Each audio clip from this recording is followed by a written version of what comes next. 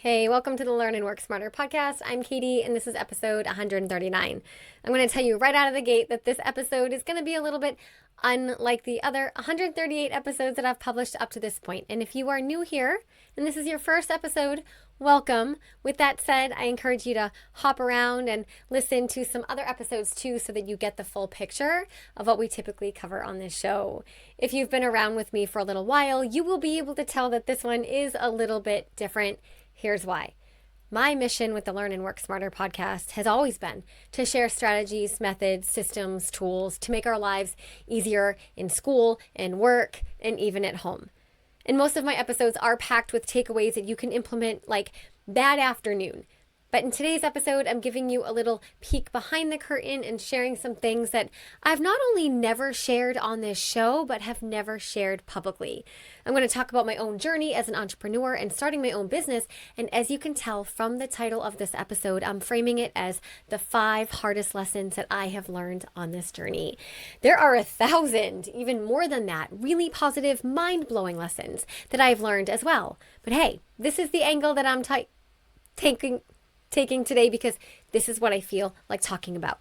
Here we are. So you have to believe me though when I say that although I'm sharing the 5 hardest lessons, this is not going to be a doom and gloom episode. Every single one of these lessons I've learned, I have handled, and they've contributed, frankly, to the success that I have as a business owner today. Now, when I started my business in 2016, I knew none of this. And I wish so badly that somebody had sat me down and said, hey, let me walk you through a few things that might happen just so that you can be prepared. But nobody did that. I had nobody in my social or family network who had their own business or became an entrepreneur except for an uncle who actually played a pivotal role in my confidence as I started out. I love you a whole lot, Uncle Willie, and I really do thank you dearly for the unconditional, unquestioned support I got from you when I said, hey, I'm going to go off and do this thing on my own. And the very first thing you said was, that is awesome. How can I help? You never questioned me once. Now, other than Uncle Willie, I didn't have anybody who had experience in the digital space or the entrepreneurship space to share their lessons with me. He wasn't the only one who supported me, but who understood what I was trying to do. Now, my hope today is that my stories, my lessons, help even one listener out there who's early on in an entrepreneurship journey or who is thinking about starting their own business. Maybe my hard lessons will help prepare you for some of the hard things that you might face. So this is the point in the show where I usually advise you to grab a pen and paper and to take some notes, but I don't think that you are going to need to do that today. I just hope you listen and enjoy. If you are not interested in starting your own business or you're not an entrepreneur, but you know somebody who is or who is entertaining the idea or who's currently in that themselves, please forward this episode to them. Even if they're already, in their journey, it might feel validating to them to hear that other people are going through this too. All right, let's begin. Hello, you are listening to the Learn and Work Smarter podcast, the podcast for students and professionals who want to learn and work smarter. I'm your host, executive function coach, and founder of schoolhabits.com, Katie Azevedo. As a reminder, everything I mention in today's episode will be linked in the show notes, including a link to the transcript, which you can also find at learnandworksmarter.com/podcast. All right, so I'm going to share my 5 hardest lessons that I've learned as an entrepreneur starting and running her own business completely by herself. And these are in no particular order. Number 1, support will not come from where you expect it, and you can't let that crush you. Now, I said at the top of this episode that nobody in my social or family circle other than my Uncle Willie had experience as an entrepreneur or starting their own business at all. But my friends and family still did 100% support me, and they still do. So that's not what I'm saying. But I launched School Habits, LLC, into the world in April 2016, so 10 years ago. And prior to that, I was the vice president of a tutoring company for 10 years. So that's where, I've been doing this for 20 years. In 2016, at the same time that I launched my business, believe it or not, I also started a position as a high school special education teacher. I was doing both things simultaneously. Very hard. In 2020, I left teaching in the public school system. I signed a lease on my office, and the rest is history. I've got to say that right there is where I felt some of the support that I thought would be there, not be there when I went all in. So I told you this episode is going to be a little vulnerable and it's also going to be honest. And I debated keeping some things out, but heck, it is my show and I share what I want.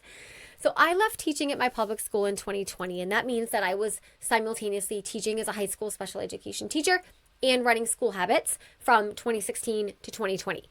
I was growing my YouTube channel, my digital presence, my website, my blog was growing really quickly.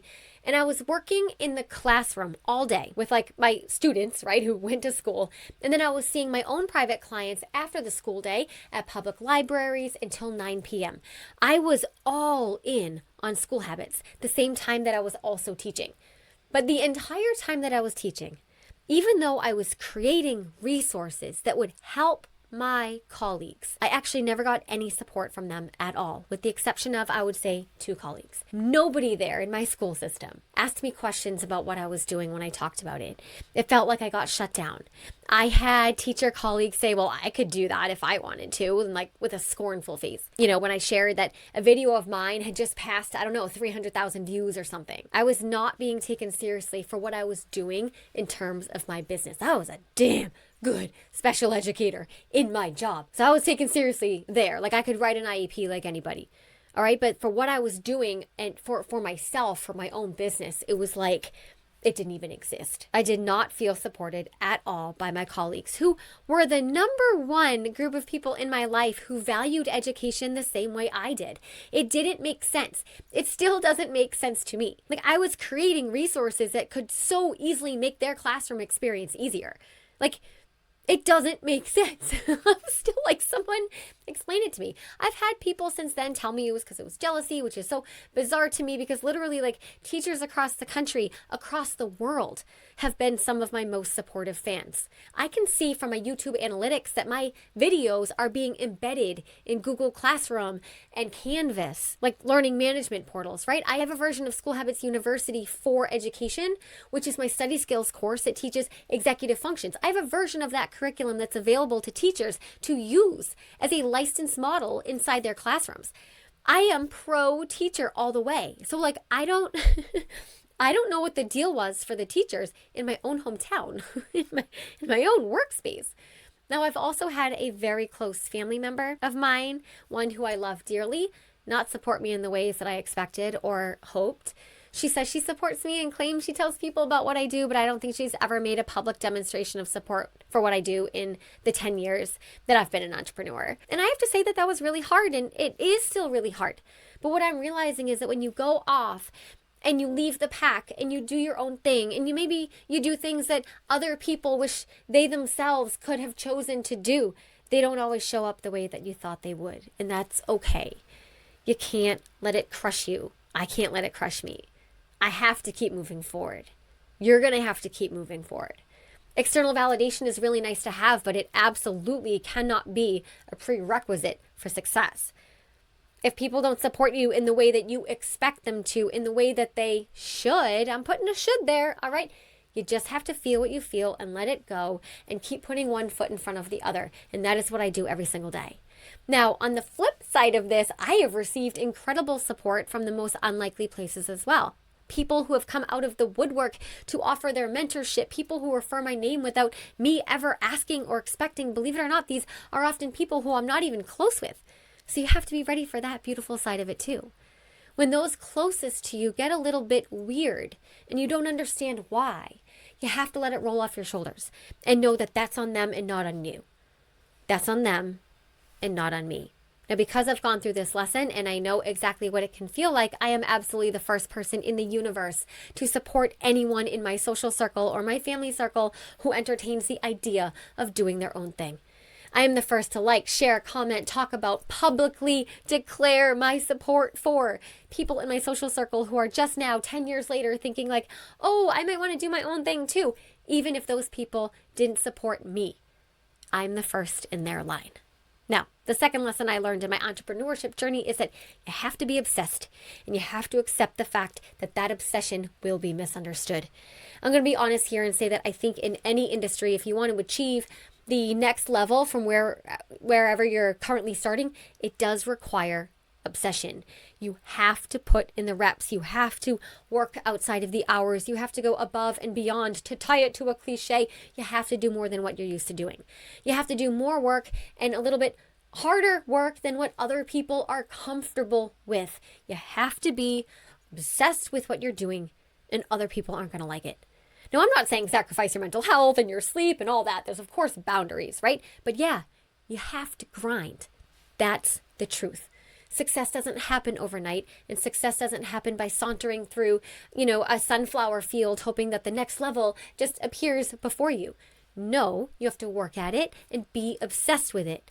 And people will misunderstand that. They will judge you for it. And just like my first lesson, I advise you to let that go, because that is what you have to do here too. I am so obsessed with what I do, and I will never apologize for it.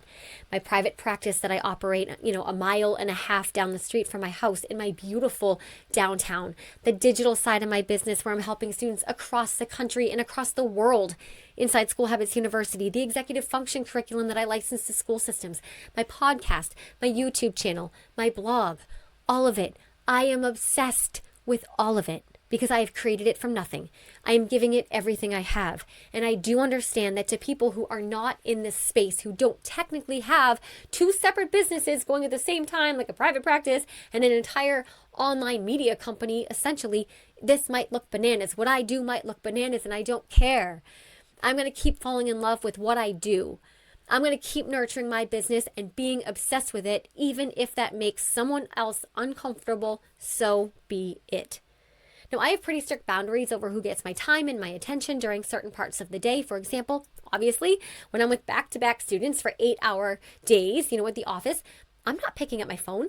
Some of my sessions are like therapy sessions, and I've learned to explain it that way to people in my life when they're like, I called you at 4 p.m. and you didn't call me back till 4 days later. I'm like, yeah, I'm with back-to-back students at 4 p.m. Can you imagine sitting in a therapist's office, like with your therapist, and having the therapist say, like, hold on, let me take this call? No, they're paying for every minute of my time. And so when the students leave at like 10 p.m., what am I going to do? Call someone back at 10 p.m.? No, I don't have the after work hours that other people do. I will always call people back, but I am obsessed with giving my attention to whatever it is that I'm giving my attention to in the moment, whether that's the student sitting across from me or something I am writing.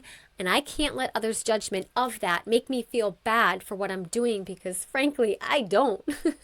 Now, of course, my own kids don't get shafted. I will always pick up the phone when they call me. But if you're not my own kid, you're going to wait till I'm done with what I'm doing. Judge me for it or not. And if you're the person in front of me and you're the person I'm giving attention to, I am not taking phone calls or interruptions from anybody else, because I am putting everything on you.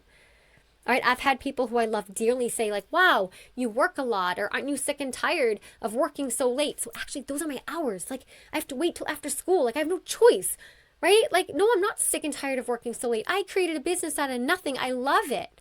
Right? Or, gee, those are long days, or wow, you're always recording, or, whatever those little judgy comments are. Working again? Yeah, it's my job. Some of my own family members are like, are you working today? I'm like, yep, it's a Tuesday. I'm working today. This is what we do on Tuesdays. I feel like I've spent 10 years, defending that what I do is a job, and now I don't defend it anymore. But working for yourself and creating what you're meant to create, that's your art. That's how I feel about it. My work isn't work to me. This is my art. This is my creation. This is my baby, and I'm going to give it everything I have. It fills me up. It makes me happy, and I'm obsessed with it. And for that, I am not apologizing. So the lesson, just be prepared to have your obsession be misunderstood, and figure out some way to protect yourself from that judgment. Remind yourself of your purpose. Remind yourself that not everybody gets it, and that's okay. It's not your job to educate everybody about why you love what you love and why you do what you do. And then just proceed onward. All right, the third lesson I learned, which I actually had no clue that I would face this at, well, I had no clue that I would face this at all, but this one's a little bit interesting, is that it can be so darn isolating. So there are so many times in my entrepreneurship journey where I feel isolated. And the irony is that I am surrounded by people all day long. The days when I see clients, in my office, like my private clients, I have 8 back-to-back clients for 8 hours straight, like 2 to 3, 3 to 4, 4 to 5, 5 to 6, 6 to 7, all the way to 10 o'clock. Many of them come in person and sit across the actual table from me, or they're on Zoom if they're national or international. And then I have my own family and my own set of teenagers back at my house. We're a very close-knit family. We are always together. We like family movie night. We like each other and we like hanging out with each other. But I am literally always surrounded by people. But even still, it can feel really isolating because there are many times throughout the day when I face a challenge, an issue, a snag, a setback, a win, something to celebrate, something I figured out that was really nitty gritty. But because I don't have people in my life who are in the entrepreneurship space, I learned really quickly that I had nobody to run these snags by, to commiserate with when a piece of tech broke or something flopped or I couldn't wrap my brain around a certain system or a process. I didn't have people to celebrate with when I figured out this quirky little integration that seemed like minor and small, but it was actually massive. Obviously I share all my wins with my family and my husband and kids, and they're so supportive, but they don't understand the granularity of what I do, and I don't expect them to, of course. And I tell my husband, like, hey, I made a whole new website this afternoon, and it has this cool integration to it that feeds directly into this thing, and he'll be like, whoa, Kate, like, that is awesome. Like, he will genuinely be so happy for me, but I know that he also has no clue what it took, and then it took me 4 hours, and it took me a skill set that he doesn't even know I have. And that can feel very lonely. So I learned, here's my lesson, that finding a community of people who get it, of people who understand exactly what it's like to be an entrepreneur, to start your own thing, to go against or, be different from others in your life was the solution here. I stopped expecting non-entrepreneurship people in my life to understand exactly what I was dealing with, good or bad. I went and found a group of people who do.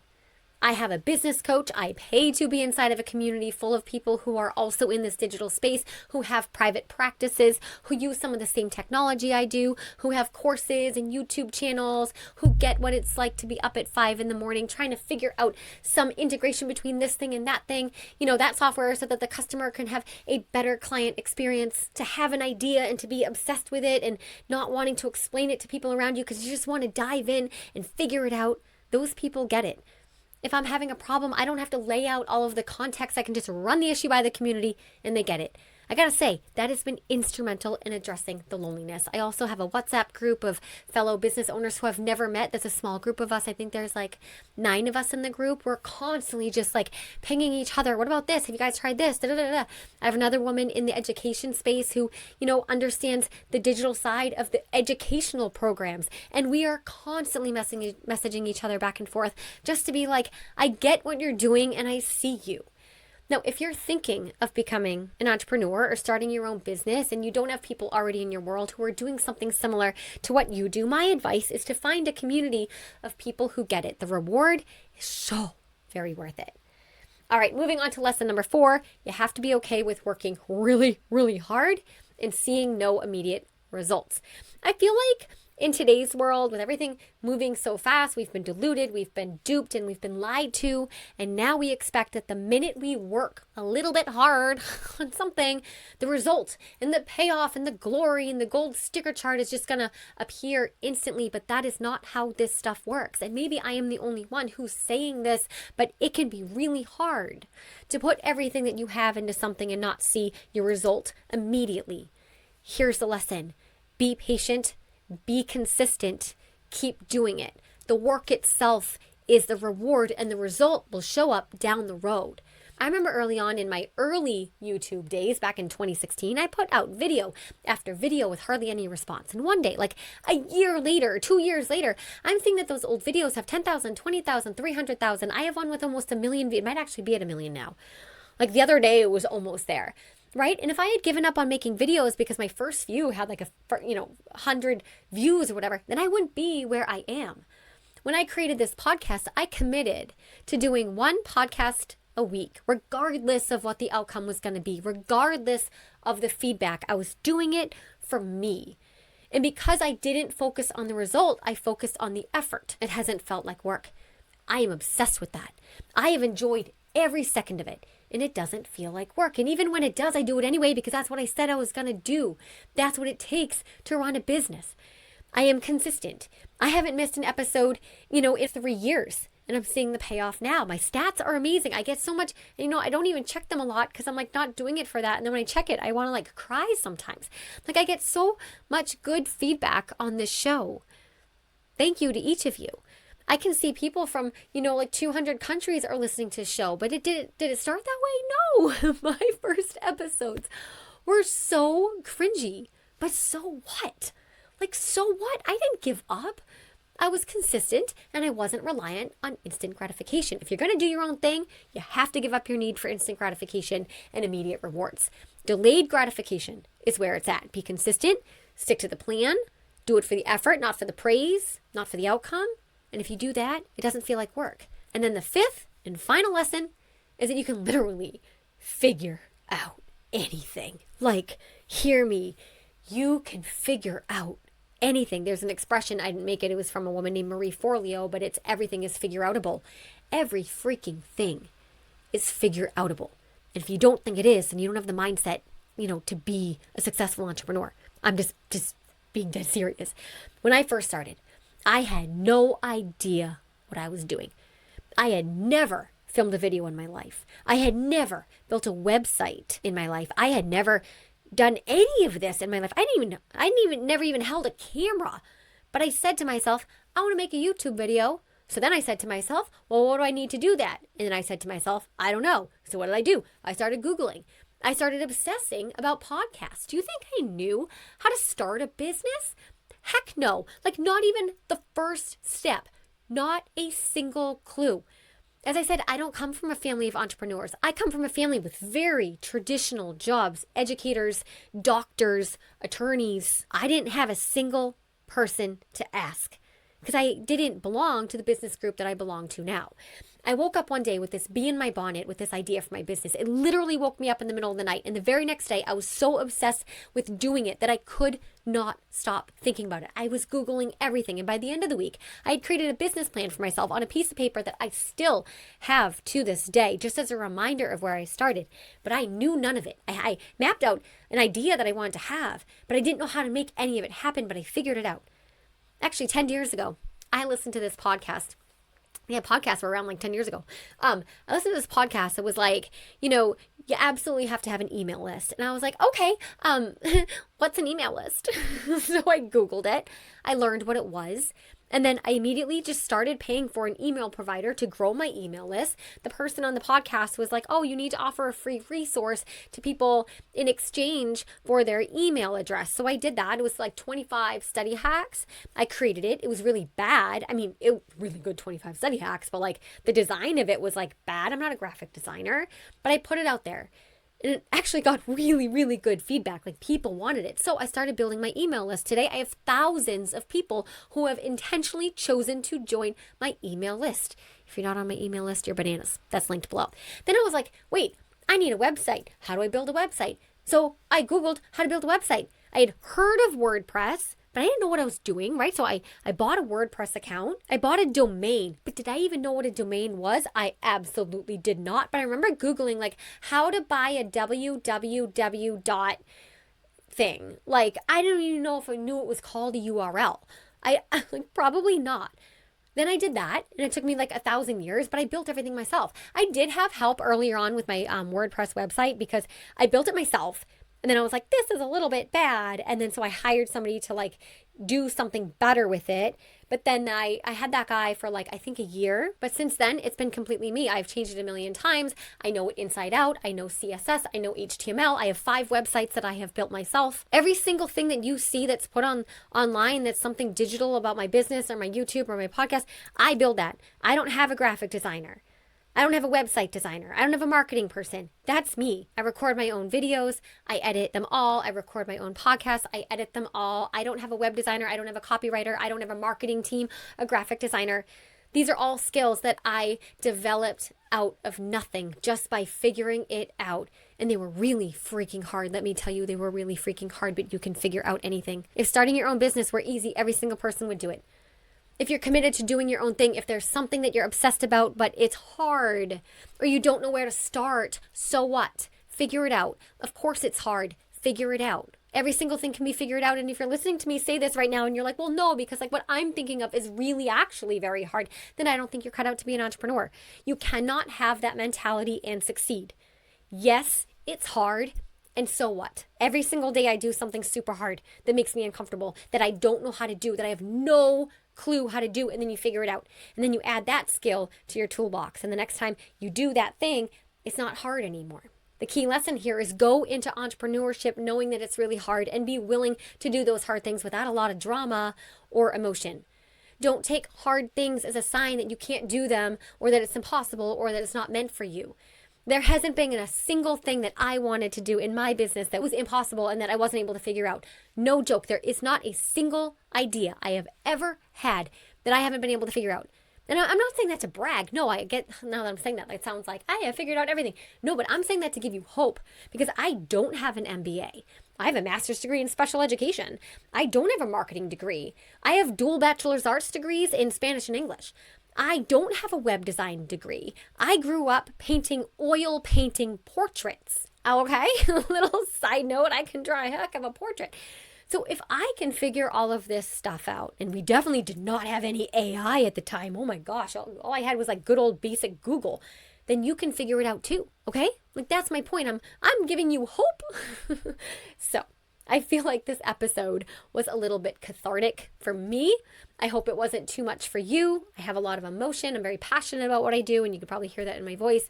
Again, my intention is to share some of the side of entrepreneurship that doesn't get talked about a lot. And I know that a lot of my listeners are in college or graduate school and thinking about the next step, and I've had many working professionals submit questions over the years asking about doing their own thing. And I just want to share the lessons I've learned so you can prepare for them yourself. Don't expect support from the places you would expect it, and don't let that crush you. Be obsessed.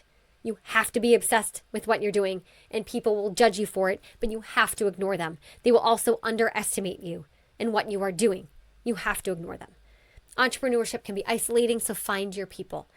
Be okay with delayed gratification and not seeing any instant result from your work until maybe even years later, but keep being consistent and doing it anyway. And then finally, you can figure out anything. To be successful, you have to face every single challenge every single day with the genuine mindset that you can figure it out. All right, my friends, I think this is a little bit longer than usual. Thanks for sticking with me. Thank you to each and every one of you for supporting me and what I'm doing. Every single time you share this podcast with somebody, you leave a comment on YouTube, you share a link to one of my programs that you think someone might benefit from, all of that means the world to a small business owner like me.